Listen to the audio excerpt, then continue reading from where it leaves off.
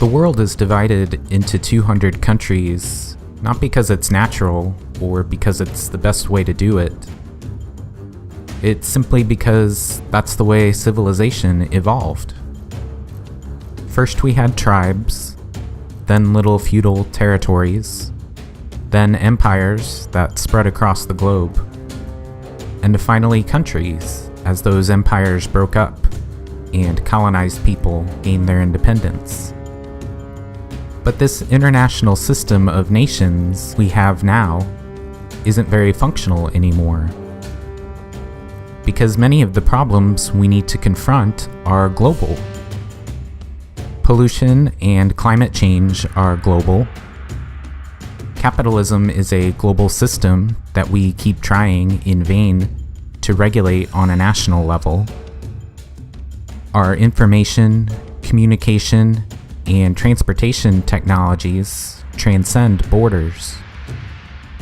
If we were designing our institutions from scratch based on the realities of today, we wouldn't set it up this way.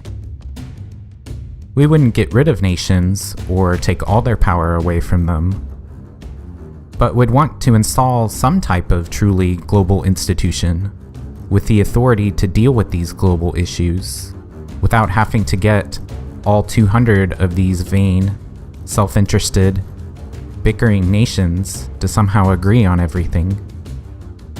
We're repeating the mistakes of feudal Europe or China, when all those little territories were too divided to really thrive. Or the Articles of Confederation in the United States, when the states had too much power, and we had to write a new constitution with a stronger federal government. But I don't think our national governments are going to correct this mistake on their own.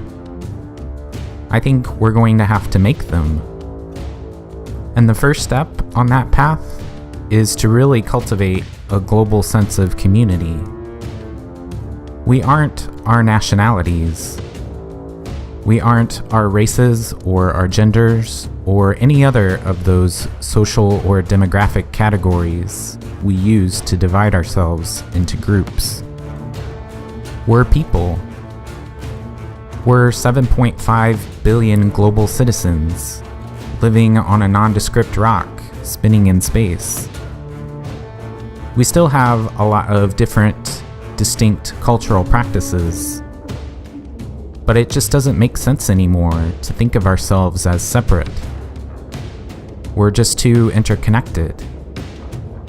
There are only two reasons why we prefer to divide ourselves up into smaller groups, instead of seeing ourselves as one big global community.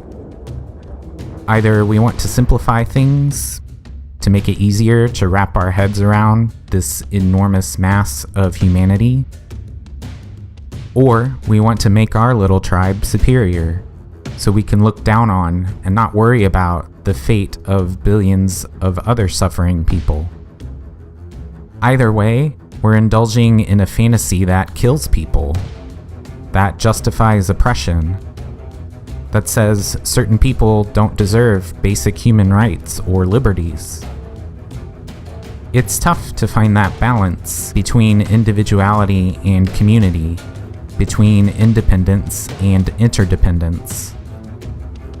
But I think it's clear that we're far too divided, far too concerned only with our own narrow interests, instead of the good of the world. There's only one way to fix it. Start pushing the pendulum back the other way, toward community, toward cohesion, toward the good of the whole. We shouldn't need a global catastrophe to tell us we need to think of ourselves as a global community. But at the current rate, that's where we're heading.